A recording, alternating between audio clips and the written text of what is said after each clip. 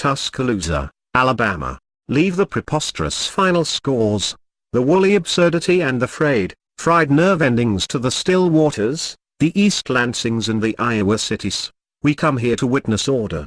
Doubt gets no seat in these packed, hallowed premises. If you wish to challenge your stomach, you'll have to do it with tailgate toxins. Number 2 Alabama mastered number 19 LSU, 24-10, Saturday night. And the compliment you could pay LSU is that its statistics did rise well above the puny and the pitiable. Where LSU got 35 rushing yards against Alabama last year, and 54 here in 2015, and where Alabama came in allowing 66.38 rushing yards per game, and 236 total, both number 1 in the land. LSU got 151 and 306. Call it a victory strictly moral. With Alabama, 9-0, having beaten 3 previous Southeastern Conference opponents here this year by a combined 152-19, things have gone skewed. They bring the usual 101,821 in here at Bryant-Denny Stadium. They make booming,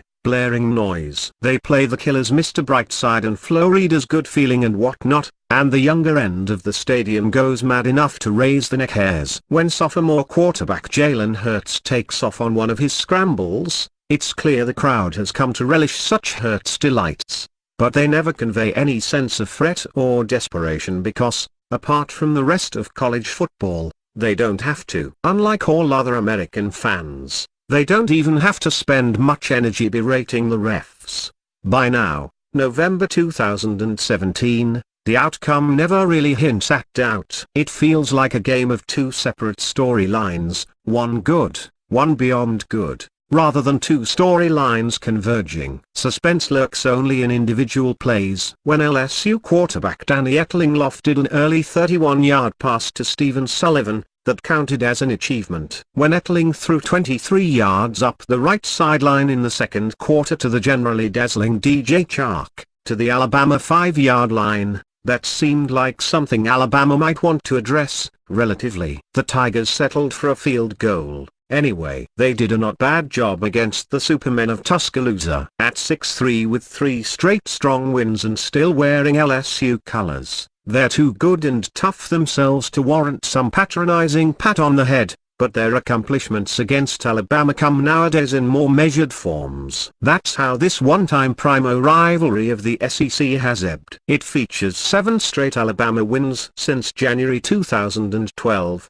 And Alabama's overall ledger features 30 straight regular season wins. Nobody has beaten Alabama in a regular season since September 19, 2015, when Ole Miss came in here and won ludicrously, 43-37, a crisis so unbearable it hasn't gone repeated since. LSU sacked the elusive Hurts thrice. Each seemed a newsworthy little victory. Alabama's offense, ranked number 12 nationally, didn't have its normal fun. 299 yards, against the normal 499, but the prowess all around the field is so steep and looming that the offense could take time figuring out things. It did go 90 yards in 9 plays in the first quarter, getting a pretty 47-yard pass up the middle from Hurts to Henry Ruggs 3 along the way. Hurts faked, rolled right and threw to Irv Smith Jr. for the 4-yard touchdown. Set up 37 yards from the goal line with Ronnie Harrison's interception near the end of the first quarter,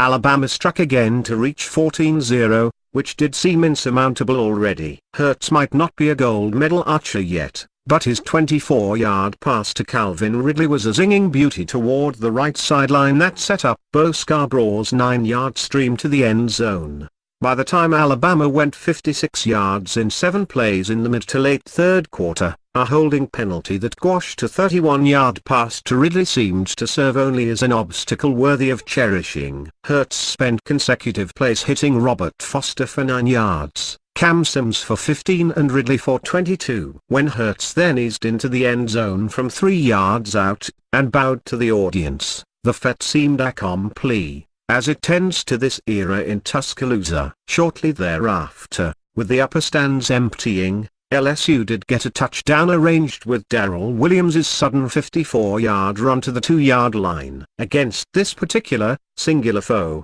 it wasn't bad.